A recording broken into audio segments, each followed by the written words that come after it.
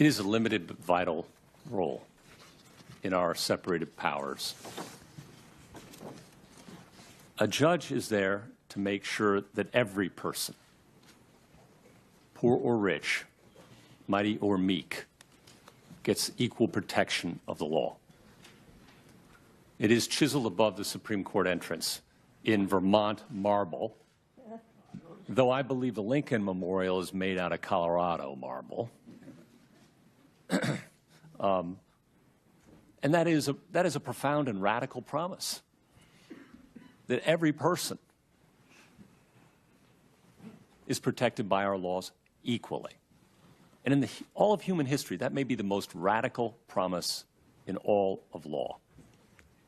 And what it means to me is that when I sit on the bench and someone comes to argue before me, I treat each one of them equally.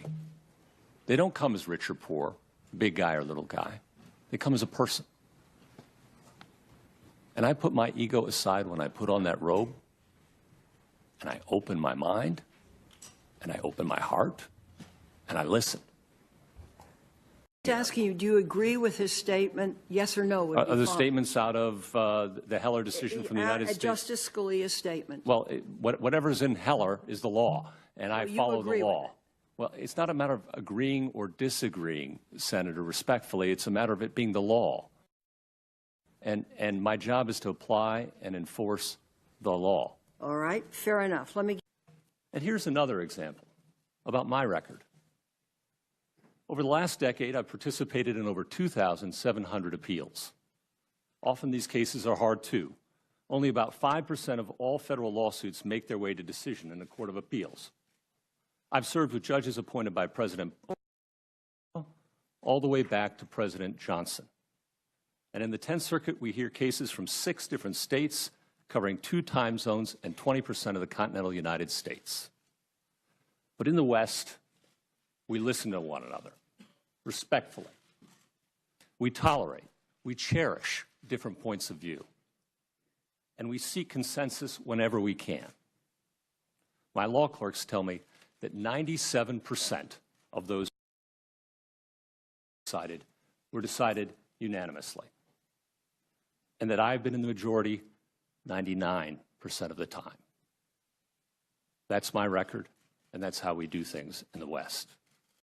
As a person and as a lawyer, Judge Gorsuch exemplifies some of the finest qualities of Colorado, a state filled with people who are kind to one another, who by and large do not share the conceit that one party or one ideology is all right and the other all wrong, and who are conscious of the legacy we owe the generations who forged our state out of a Western territory of the United States.